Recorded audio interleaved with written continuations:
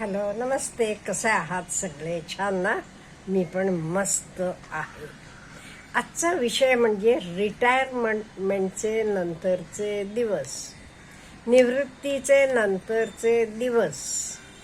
आपण सोनेरी दिवस कसे बनवू शकतो, कसं आपण आनंदी सुखानं राहू शकतो, ह्याच्याबद्दल थोडंसं बोलूया.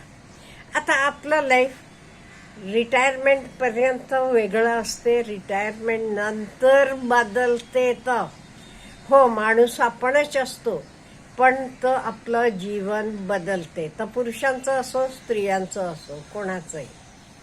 रिटायरमेंट पर्यंत आपण ठरलेल्या वेळेला उठतो, आवरतो, ऑफिसला जातो, येतो, सगळं. पण रिटायरमेंट झाल्यावर आपल्याला वाटतं आता काय, कशाला लवकर उठायचं, काय कुठे जायचं नाही, काही नाही, कशाला आवरायचं, कशाला शिस्तीत राहायचं.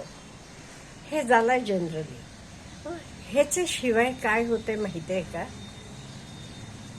आपण नोकरी करत असताना आपल्याला रेस्पेक्ट मिळत होता किंवा आपली ओळख होती, ती नंतर राहत नाही. म्हणजे मी तुम्हाला एक्झाम्पल सांगते. आमचे ओळखीचे एक रिटायर्ड माणूस आहे. ते DIG म्हणून वगैरे रिटायर झाले. पोलीस डिपार्टमेंटमध्ये अगदी वरचे पोस्टवर होते. आता ते बाहेर फिरायला आले की त्यांना वाटते पूर्वीसारखं ते सगळे त्यांना सलाम करायला पाहिजे. अहो, हल्ली आजूबाजूची लोक, कितीतरी लोक त्यांना ओळखत सुद्धा नाहीत. नवीन आलेले हे कोण होते, काय होते, सगळं. मग त्यांना कशाला ते सलाम करतील किंवा काय आहे. त्या खुर्चीवर होते तेव्हा तर ठीक आहे. त्यामुळे आपण सर्वांनी हे आधी जाणून घ्यायला पाहिजे. ओके, मी आता रिटायर झालोय, मी तेव्हा अमुक अमुक होतो, ते आता मी ती व्यक्ती नाही. तेव्हा तुम्हाला ते सलाम करत होते, तो सलाम तुम्हाला नव्हता, त्या खुर्चीला होता. त्यामुळे ही माणसं का नाही नंतर अगदी चिडचिडी होतात. काय कोणाला काही कळतच नाही, अमुक नाही, तमुक नाही, कोणी मला रेस्पेक्ट देत नाही, असं त्यांना वाटते. ही त्यांची चूक आहे. आपण पहिली गोष्ट म्हणजे मानसिकरित्या एक्सेप्ट करायला पाहिजे, I am a human being. मी एक माणूस आहे. फक्त तेव्हा मी त्या खुर्चीवर होतो म्हणून जो मान सन्मान मिळत होता तो त्या खुर्चीला मिळत होता. आज मान सन्मान तुम्हाला कसा मिळेल? तुम्ही सगळ्यांशी व्यवस्थित वागलात, गोडी गुलाबीनं वागलात, त्यांना मदतीला वेळेला गेलात, ते तुम्हाला मान सन्मान मिळेल. तेव्हा घाबरून का होईना लोक तुम्हाला सलाम ठोकायचे. आता नाही. आता ते परवा म्हणत होते, त्यांच्या हाताखाली अपॉइंटमेंट झालेला नवीन शिपाई, तेव्हा तो मुलगा होता, जॉईन झाला तेव्हा. आता ह्या गोष्टीला 10-15 वर्ष झाली. आज समोर दिसला की ओळख सुद्धा दाखवत नाही म्हणाले.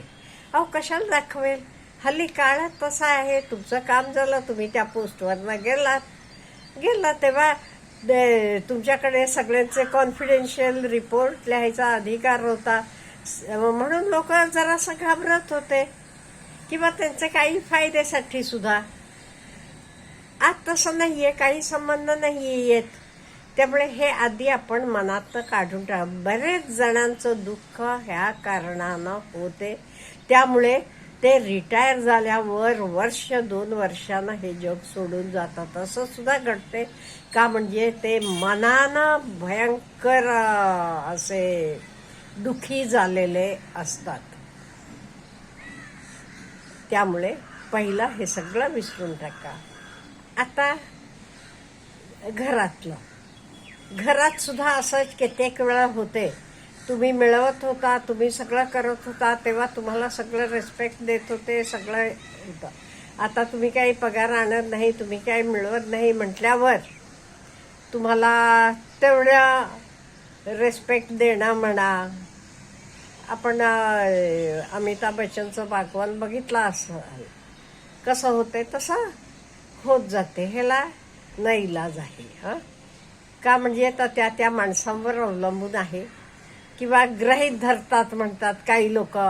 बाबा अमुक अमुक भाजी आणून द्या, बाबा ह्याला स्कूल बसपर्यंत नेऊन सोडून या, किंवा बाबा रोहन यायची वेळ झाली, जाऊन त्याला घेऊन या स्टॉपवरना, गृहीत धरलं जाते म्हणतात. असेल, घडत असेल हे सगळं. त्यामुळे हे आपलं आयुष्य रिटायरमेंट नंतरचं आपण सुखी, आनंदी, सोनेरी करायचं. ते काय करायचं? पहिली गोष्ट, ॲडजस्टमेंट करायला पाहिजे. आपल्याला आपले फॅमिली बरोबर राहायचं असलं तर थोडीफार ॲडजस्टमेंट करायला पाहिजे. तर काय मी करू नका म्हणणार नाहीये. आणि आपलं शारीरिक आरोग्य म्हणजे जे काही आपल्या हातात आहे, शारीरिक आरोग्य व्यवस्थित ठेवायला काय करायला पाहिजे? आपण घरचं जेवण जेवा, चांगलं फ्रेश अन्न खावा, हे सगळं करा. पूर्वी तुम्ही बाहेर ड्युटीला होता तेव्हा असेल दिवसाला 20-25 कप चहा पीत, पण आता तेवढं चहा पिणं हे काही चांगलं नाहीये. त्यामुळे जराशी आपली लाईफस्टाईल बदला व्यवस्थितपणे. आणि आपण कामाला जात नसलो तरी आपली उठायची वेळ, झोपायची वेळ ही सगळी ठराविक ठेवायला पाहिजे. नाही तर आता काही जायचं नाही म्हटल्यावर कधी उठलो कधी नाही असं करू नका. आपली लाईफस्टाईल व्यवस्थित डिसिप्लिन्ड ठेवा. आणि ज्या गोष्टी आपण स्वतः करू शकतो, आपल्या हातात आहे, तो सगळं आपण करत जाऊया. बाकीचे ना कामाला लावायचा अधिकार नाही किंवा गरज पण नाही. त्यामुळे शारीरिक आरोग्य आपलं व्यवस्थित ठेवायचं आणि मानसिक आरोग्य पण व्यवस्थित ठेवायचं. हे आपल्या हातात आहे. आपण आधी नोकरीला असताना आपल्याला काही नवीन ज्ञान मिळवायचं होतं तेव्हा झालं नाही. आता आपण करू शकतो. अहो, कितीतरी लोक रिटायरमेंट नंतर PhD झालेले आहेत. संगीत तुम्हाला हे करायचं आहे, संगीताचे क्लास लावा हल्ली, आणि घरात बसून आपण सगळं काही करू शकतो. काही तुम्हाला जे काही आवडते करायला तर करा. नवीन पदार्थ बनवायला आवडतात ते नवीन पदार्थ बनवा. टेक्निकल काही तुम्हाला नोहाऊ आहे, त्याचं काय करायचं आहे तर करा. ट्रिपला जायचं आहे, तब्येत वगैरे छान असली तर हिंडायला फिरायला जावा. सिनियर्स ग्रुप असतात, त्या सिनियर ग्रुपमधनं आपण एकत्र जाऊ शकतो. कायम आपले मुलाबाळांना वेळ असेल असं नाही आपल्याला घेऊन जायला आणायला. ते सिनियर ग्रुप बरोबर आपण ट्रिपला, सहलींना जाऊ शकतो, म्हणजे एन्जॉय करू शकतो. आणि एक म्हणजे कीप ऑन लर्निंग समथिंग, काहीतरी नवीन आपलं मन गुंतण्यासाठी करत जावा. काही असू देत. तुम्हाला कोडिंग वगैरे ह्याची आवड असली, टेक्नॉलॉजीची आवड असली की तर करा. लिखाणाची आवड असली की लिखाण करा. नाही तुम्हाला असं यूट्यूबसारखं काही करायचं असलं, आपले विचार दुसऱ्या लोकांना द्यायचे असते का, म्हणजे आपल्याकडे एक्सपिरियन्स भरपूर असते, तर लोकाला आपण शेअर करू शकलो तरी होते. आपल्याला आवड असली की तर करा. म्हणजे आपण सारखं दुसऱ्या माणसांवर अवलंबून राहता कामा नये. आपल्या आनंदासाठी, आपले सुख समाधानासाठी आपण आपल्यालाच अवलंबून राहायला पाहिजे. दुसऱ्यावर अवलंबून राहून चालणार नाही. तो मला असं म्हणतो, तो मला असं करतो, हा माझ्याकडे लक्ष देत नाही, तो मला सलाम ठोकत नाही, काही उपयोगाचं नाही. त्यामुळे तुम्ही स्वतःचे मित्र बना. मला स्वतःला काय करायचं आहे हे समजून घ्या. काही करायचं आहे तर म्युझिक काही असू देत, नवीन आपल्याला काही हे करायला आवडते ते तर करा. काही करा, पण स्वतःचं काहीतरी एक हॉबी म्हणा काहीतरी हे कर. हे बघा, आता रिटायरमेंट नंतर आपल्याकडे पैसा असतो भरपूर, पैशाची कोणालाही गरज नाहीये, पण वेळ जायला आणि समाधानानं वेळ जायला, आणि आपण समाधानी असलो, व्यवस्थित असलो, बिझी असलो, आपल्याला झोप व्यवस्थित लागते. झोप व्यवस्थित लागली की तुम्हाला शुगर म्हणा, BP म्हणा, काही प्रॉब्लेम्स येत नाहीत.